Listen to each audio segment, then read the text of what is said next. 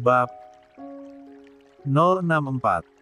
Tapi ini buktinya, Pak, jawab Rosa dengan tenang. Foto ini cukup menjadi bukti kalau kita sudah melakukan hubungan. Dan sekarang, saya hamil. Saya ingin Bapak bertanggung jawab. Aryo tertawa dingin.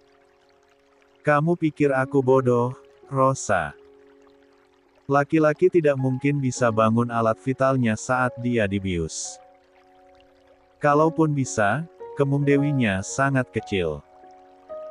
Dan aku tahu pasti, aku tidak pernah memaksamu. Justru kamu yang mungkin memanfaatkan kondisiku saat itu. Balas Aryo dengan penuh emosi. Rosa tersenyum sinis. Pak Aryo boleh percaya atau tidak. Tapi yang jelas, kalau saya menunjukkan foto ini pada Dewi, apa yang akan terjadi? Dia pasti syok, apalagi setelah tahu saya sedang mengandung anak Pak Aryo, ujarnya dengan nada penuh kemenangan. Aryo berdiri, menggebrak meja dengan amarah meluap. Jadi kamu ingin mengancamku? Tanyanya tajam. Aku tidak mengancam, Pak. Aku hanya ingin Bapak menikahiku sebagai bentuk tanggung jawab, jawab Rosa dengan tenang, meski matanya menyiratkan kebencian yang mendalam. Aryo menatapnya tajam. Kau gila, Rosa. Aku tidak akan pernah sudi menikah dengan wanita licik sepertimu. Sergahnya dengan nada tajam. Rosa balas menatap Aryo dengan dingin. Baiklah. Kalau Pak Aryo tidak mau menikahiku, jangan salahkan aku kalau aku kirimkan foto ini pada Dewi. Kita lihat bagaimana reaksi istrimu saat tahu suaminya yang dia cintai tidur dengan temannya sendiri, dan temannya itu sedang mengandung anaknya, ucap Rosa sebelum keluar dari ruangan, meninggalkan Aryo dalam kemarahan. Aryo mengusap wajahnya kasar. Dasar wanita sialan. Geramnya. La tidak pernah menyangka bahwa di balik niat menolong Rosa waktu itu tersimpan rencana licik yang kini menjadi ancaman besar dalam hidupnya. Rosa merasa bahwa Aryo tidak akan semudah itu menuruti keinginannya. Ia lalu mengambil ponselnya dan menghubungi Niko. Tak butuh waktu lama, panggilannya dijawab. Halo, sayang. Ada apa? Tanya Niko dari seberang telepon. Niko, sepertinya kita memang harus melaksanakan rencana kita secepatnya. Pak Aryo menolak untuk menikahiku. Aku tidak punya pilihan lain selain menjalankan rencana cadangan kita, jawab Rosa, nadanya terdengar serius. Niko terdiam sejenak. Ia tampak memikirkan sesuatu sebelum akhirnya berkata, baiklah, kalau begitu. Jam berapa aku harus ke tempat itu? Rosa melirik jam tangan di pergelangan tangannya. Sekitar 1 jam lagi. Tunggulah di tempat yang sudah kita sepakati, ucapnya tegas. 106. Baik, jawab Niko singkat, menyetujui ucapan Rosa. Keduanya tahu bahwa keputusan ini akan beresiko, namun mereka tidak punya pilihan lain.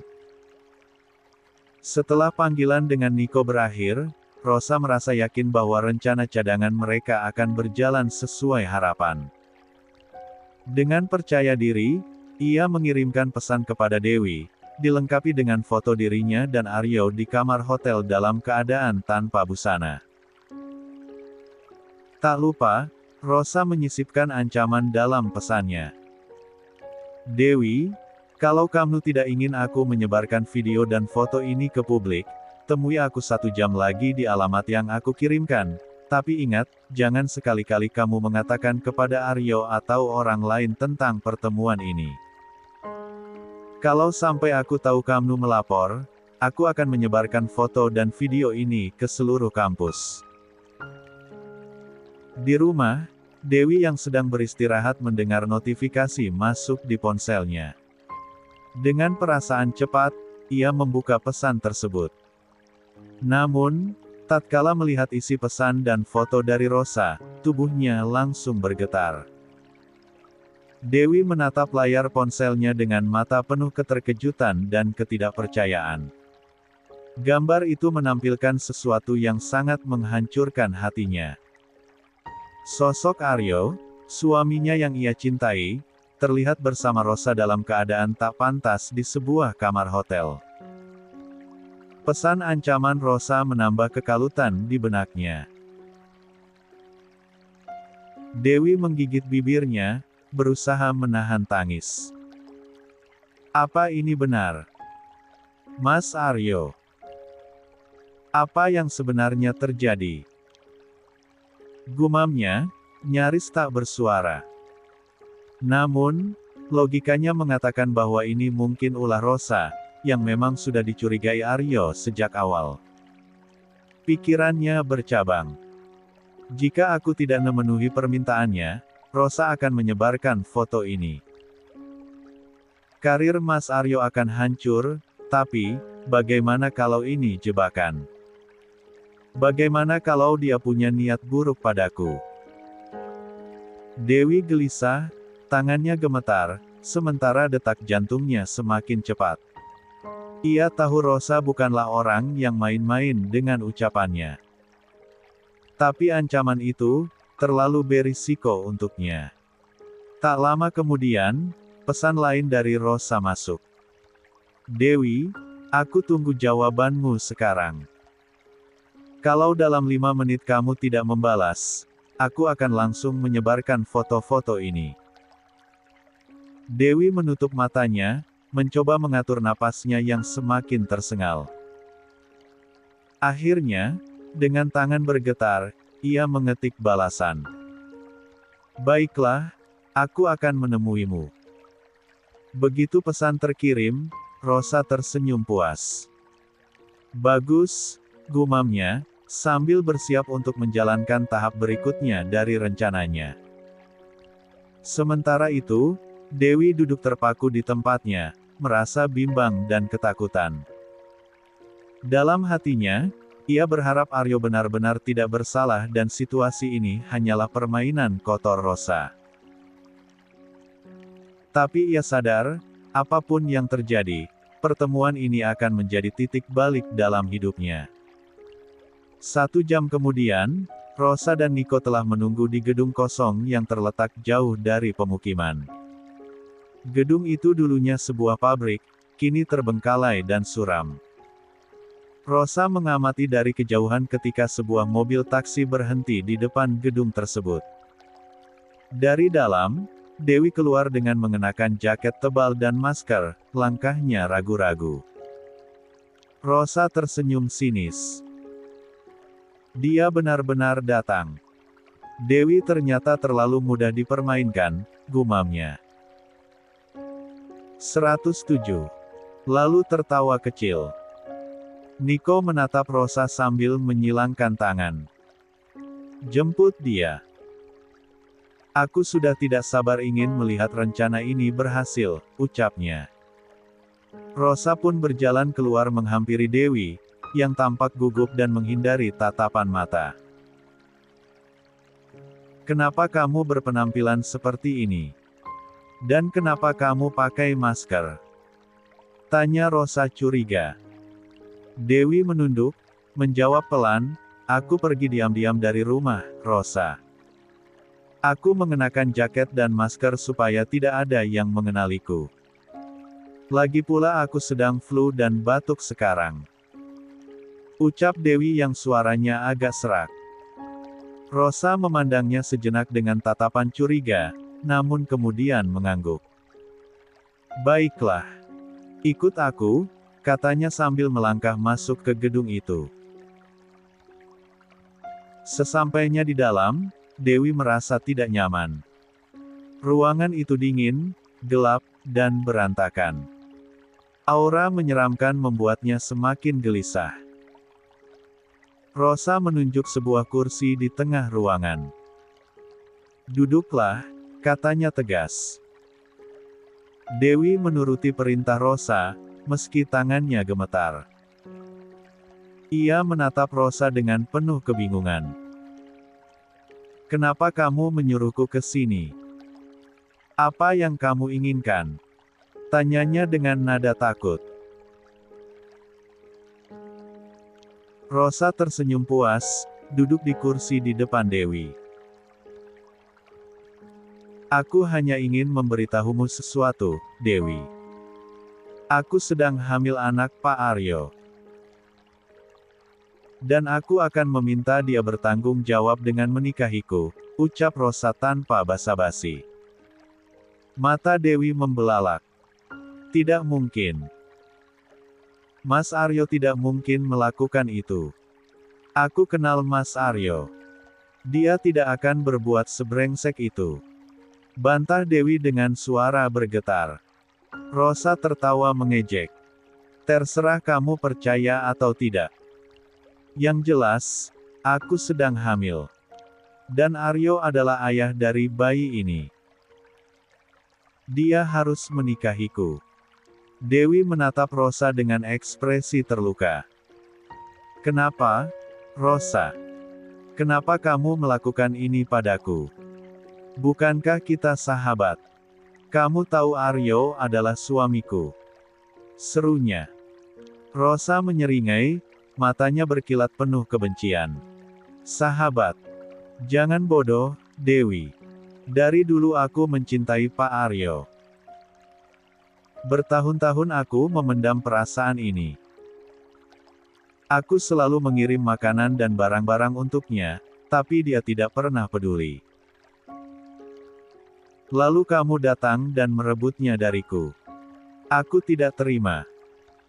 Aryo adalah milikku, bukan milikmu. Dewi menggelengkan kepalanya dengan air mata menggenang. Tidak, Rosa. Mas Aryo adalah suamiku. Kamu tidak bisa merebutnya dariku. Rosa tertawa dingin. Kamu pikir kamu bisa menghentikanku? Apalagi setelah Aryo tahu kalau kamu berselingkuh. Dia pasti tidak akan pernah memaafkanmu, ucapnya penuh arti. Dewi menatap Rosa dengan bingung. Apa maksudmu? Aku tidak pernah berselingkuh dari Mas Aryo. Rosa tersenyum jahat, lalu memanggil seseorang. Dari balik kegelapan, Niko muncul dengan langkah santai. Dewi terkejut. Mas Niko. Kenapa kamu ada di sini? Tanyanya, suaranya penuh kebingungan. Niko mendekati Dewi dengan senyuman licik. Kenapa, Dewi? Takut melihatku? Tenang saja, aku tidak akan menyakitimu. Aku hanya ingin sedikit bermain denganmu, katanya sambil melirik Rosa. Apa maksud kalian? Apa yang kalian rencanakan? Tanya Dewi dengan ketakutan yang semakin besar. Niko menatap Dewi tajam. Suamimu yang brengsek itu sudah menghancurkan hidupku. Dia mengeluarkanku dari kampus karena akulah yang menyebarkan gosip tentang pernikahan kalian. Aku hanya ingin membalas dendam. Kalau aku tidak bisa menghancurkannya langsung, maka aku akan. 108. Menghancurkannya lewat dirimu, ujar Niko dengan senyum penuh kebencian. Dewi memeluk perutnya, mencoba melindungi dirinya dan bayinya. Mas Niko, tolong jangan sakiti aku, pintanya dengan suara gemetar. Rosa menatap Dewi dengan penuh kepuasan. Kamu tidak akan bisa melawan kami, Dewi. Ini adalah akhir kebahagiaanmu dan Aryo, ucapnya. Kini, Dewi sadar bahwa ia telah masuk ke dalam jebakan yang dirancang oleh Rosa dan Niko. Hatinya dipenuhi ketakutan, sedangkan Niko dan Rosa tersenyum saat melihat raut ketakutan dari Dewi. 109. Niko mendekati Dewi dengan langkah mantap, kemudian mencekal pergelangan tangannya. Dewi mencoba meronta, namun sia-sia. Niko semakin mempersempit jarak di antara mereka hingga tubuh Dewi tersudut di tembok. Dalam pergulatan kecil itu, tak sengaja masker yang dikenakan Dewi terlepas begitu saja. Mata Niko membelalak. Dia terpaku sejenak sebelum perlahan mundur, melepaskan cengkeramannya. Wajahnya dipenuhi kebingungan dan keterkejutan. "Siapa kamu?" "Kamu bukan Dewi," ujarnya dengan suara bergetar, penuh kecurigaan. Rosa yang berdiri di dekat mereka ikut terkejut.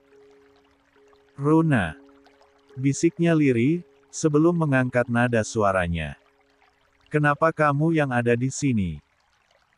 "Sialan. Dewi sudah membohongi kita, Niko." Rosa berseru penuh amarah. Namun, Runa hanya tertawa terbahak-bahak. Tawa itu bergema, mengisi ruangan dengan nada mengejek. "Kamu memang bodoh, Rosa," ucap Runa sambil melepas jaketnya dengan gerakan penuh kesombongan. "Bagaimana bisa kamu tidak menyadari siapa aku sebenarnya?" Dengan santai, Runa menyingkap sesuatu dari tubuhnya, karet kehamilan palsu yang dari tadi menyamarkan perutnya. Semua orang di ruangan itu tertegun melihat aksinya, sementara Runa tetap tersenyum penuh kemenangan. "Bagaimana bisa kamu kemari?" tanya Niko penuh keheranan. Flashback, 1 jam sebelumnya. Dewi duduk gemetar di sudut kamar, telepon genggam di tangannya nyaris terjatuh. Wajahnya pucat, napasnya tersengal-sengal. Ia menekan nomor yang sudah dihafalnya di luar kepala, menunggu dengan harap-harap cemas hingga suara Aryo terdengar dari seberang. "Ada apa, Dewi?" tanya Aryo serius. Dewi menahan tangisnya, tetapi suaranya tetap terdengar gemetar. "Mas, tolong aku, Rosa, dia mengancamku." Mendengar itu, Aryo terperanjat kaget. "Tenang, Dewi," jawab Aryo pelan mencoba menenangkan istrinya. "Aku akan segera pulang sekarang juga." Setelah mematikan panggilan telepon dari Dewi, Aryo kemudian menelepon Juan, sepupunya, dan memintanya membawa beberapa anak buah untuk datang ke villa. Setelah mengatur semuanya, Aryo bergegas kembali ke villa, secepatnya tanpa menghiraukan pekerjaannya. Beberapa saat kemudian, Aryo tiba di villa dengan wajah tegang. Tak lama setelah itu, Juan datang bersama Runa dan beberapa anak buahnya. Juan pun langsung melangkah mendekati Aryo. "Ada apa, Aryo? Kenapa kamu buru-buru menyuruhku ke sini?" tanyanya. Namun Aryo hanya menggeleng tanpa menjawab, lalu mengajak mereka masuk ke ruang tamu. Di sana, Dewi duduk dengan wajah cemas. Ketika mereka tiba, Aryo langsung bertanya, "Dewi, ada apa?" "Apa yang dikatakan oleh Rosa?" Dewi hanya bisa menghela napas berat sebelum menyerahkan ponselnya kepada Aryo. "Mas, aku takut. Aku..." 110. Bingung. "Aku takut kalau Rosa benar-benar menyebarkan foto dan video ini ke publik. Aku takut reputasimu hancur." Aryo melihat pesan yang ditunjukkan Dewi. Setelah membaca isinya, Aryo menghela napas panjang, mencoba meredakan emosinya. "Tenanglah, Dewi. Foto ini tidak benar. Semua ini hanya rekayasa, tidak seperti yang kamu pikirkan." Aryo lalu melanjutkan dengan nada serius, "Foto ini diambil saat aku dalam kondisi pingsan. Beberapa bulan yang lalu, saat menghadiri pesta, saat itu Siska memberiku obat tidur. Rosa memang membantu membawaku keluar dari sana dan membawaku ke sebuah hotel menunggu anak buah Johnny datang. Aku tidak menyadari apa yang dilakukan Rosa padaku, karena aku tidak sadar sama sekali. Saat itu aku percaya padanya, karena dia adalah mahasiswiku dan juga dia adalah temanmu. Namun ternyata Rosa memanfaatkan situasi itu untuk mengambil foto ini. Tapi aku berani jamin, kalau kami tidak melakukan apapun. Karena kondisiku saat itu dalam kondisi pingsan, tidak mungkin aku bisa berbuat hal yang aneh-aneh.